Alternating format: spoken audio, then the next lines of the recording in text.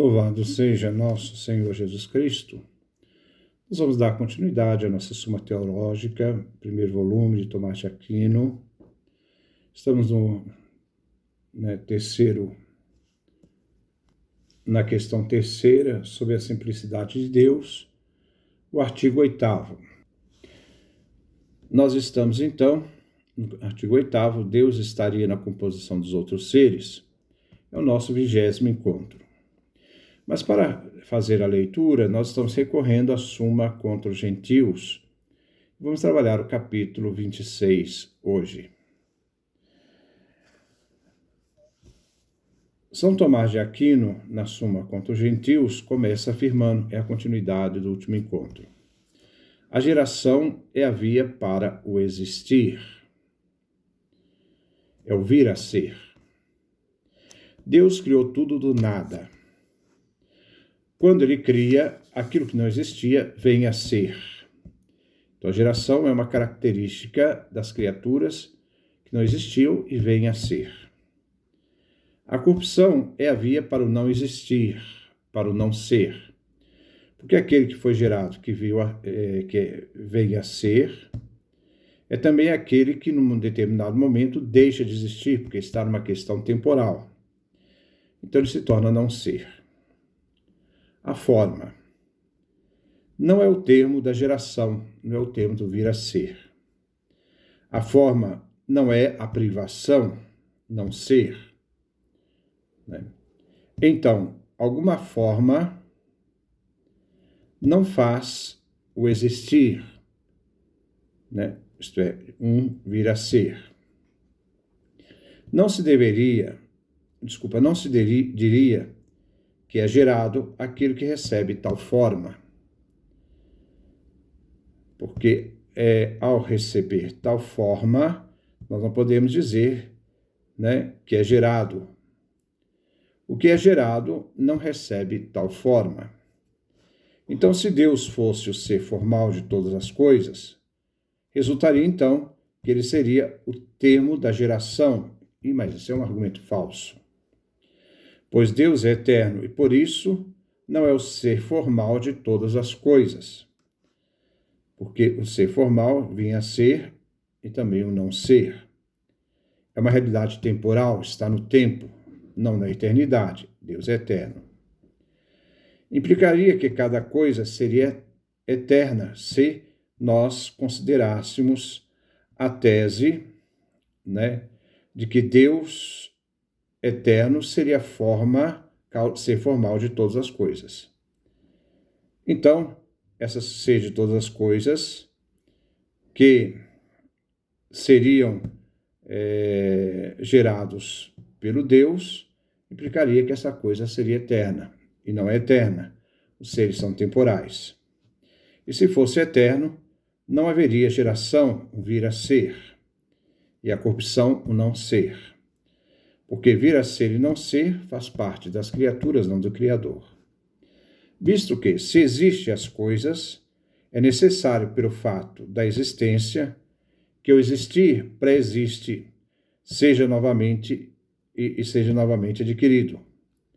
Seria adquirido ou de uma coisa pré-existente, ou de uma coisa de modo algum pré-existente. Primeiro, de uma coisa pré-existente. É o existir de todas as coisas existentes. Daí resulta que a coisa que foi gerada não adquire novo existir, mas novo modo de existir. Então não é geração, mas alteração, né? Porque adquire novo modo de existir. Segundo, ou de uma coisa de modo algum pré-existente. Se uma coisa não pré-existia de modo algum, era não ser, resulta que foi feita do nada. Então, não existe geração. Daí resulta ser destruída toda forma de geração, vir a ser, e corrupção, não ser. A Sagrada Escritura rejeita, né, isso quando afirma: viu o Senhor Javé sentado sobre um elevado trono, seu manto encheu o santuário. Isaías capítulo 6, versículo 1. E qual está acima de tudo e é bendito para sempre. Se Deus é o ser de todas as coisas, ele é algo de todas as coisas, como razão de ser, e não é ser sobre todas as coisas. Vemos a transcendência divina na ordem da geração e corrupção e na forma de todas as coisas. Não se deve atribuir a Deus o panteísmo. Pedra é Deus. Essa causa vai induzir ao erro. Primeira causa: perversidade de algumas autoridades. Dionísio Areopagita escreve: o ser de todas as coisas é a divindade sobreessencial. Hierarquia Celeste, capítulo 4. A divindade é ser de todas as coisas. Essa divindade, que está acima de toda essência, não se confunde com essa essência, porque é transcendente. Tirando o argumento de Dionísio, alguns pensadores entenderam o ser formal de todas as coisas é Deus, mas ele não é o ser formal de todas as coisas. Mas esses pensadores, e este pensamento não concorda com o texto de Dionísio, eles leram errado Dionísio. Diante desta hipótese, se a divindade é o ser formal de todas as coisas, ela não estaria sobre todas as coisas, mas estaria entre as coisas, dentro das coisas. Seria algo de todas as coisas. O panteísmo.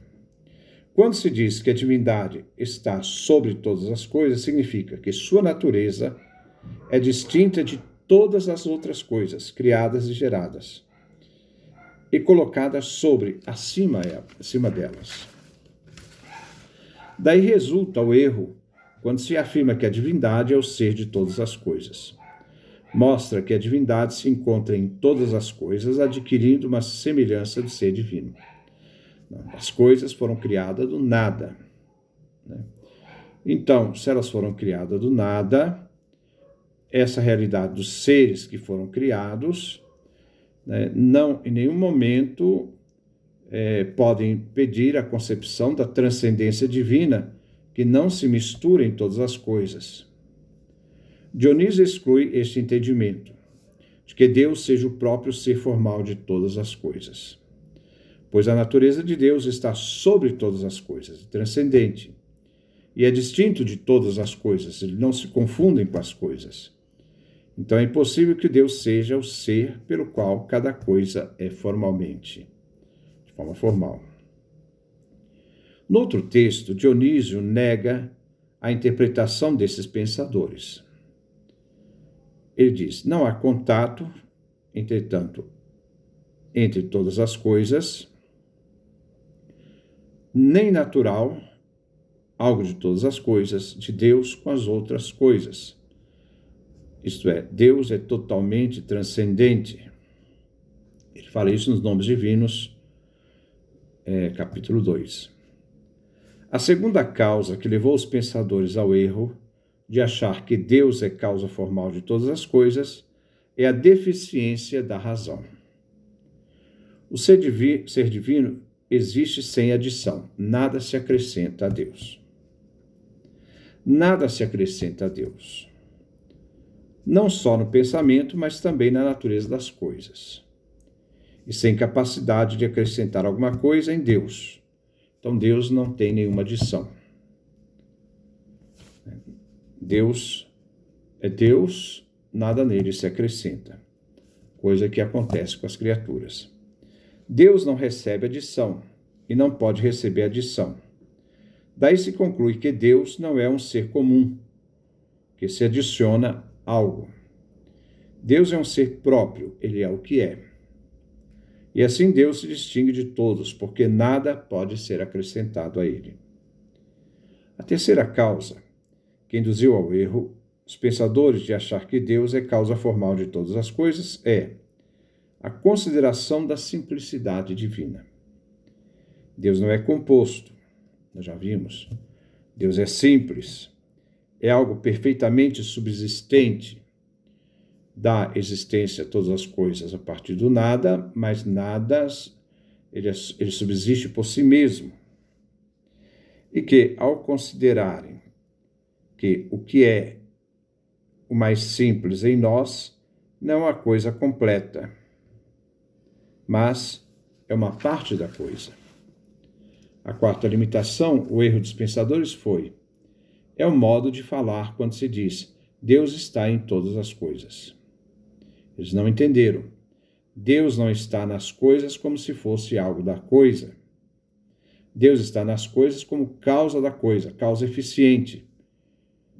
Ninguém causou a Deus, mas ele é a causa de todas as coisas, que tudo cria do nada, sem o qual nenhum efeito existe.